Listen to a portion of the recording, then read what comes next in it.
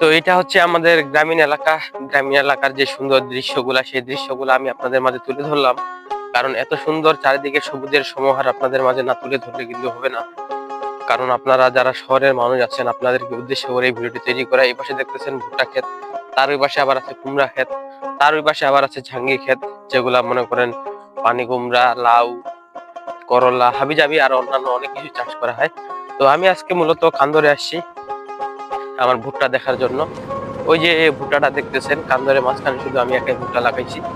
তো আজকে ওই ভুট্টাটা দেখতে যাবো, ভালো লাগতেছিল না কোনো কিছু, তো ভাবলাম ভুট্টাটা একটু দেখে আসি আপনাদের মাঝে। আমাদের যে গ্রামীণ জীবনের যে সৌন্দর্যগুলো আছে সেই সৌন্দর্যগুলা আপনাদের মাঝে তুলে ধরি। তো এটা হচ্ছে আমাদের গ্রামীণ পরিবেশ, গ্রামীণ মানুষদের জীবনযাপন।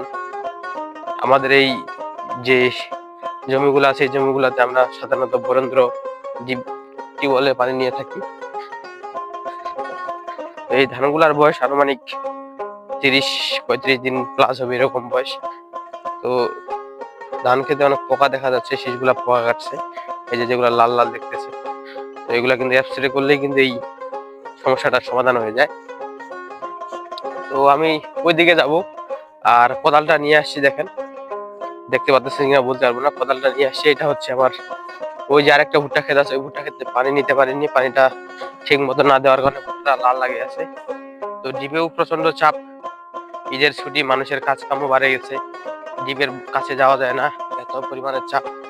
তো দেখি আজকে আমি আসছি, যদি কারো সিরিয়াল থাকে পাশে, যদি কেউ নেয় তো তার কাছ থেকে পানিটা নিয়ে নিব। পানিটা নিয়ে নেওয়ার পরে ভুট্টাটাতে আমি সার ছিটাই দিব, সার ছিটাই দিলে আমার ভুট্টাটা কিন্তু অনেক ভালো হবে। তো বেশি বকবক করে আর দেরি না করি, ভুট্টা বাড়ির কাছাকাছি চলে যাই আগে, তারপর আমি আবার দেখাবো আপনাদের।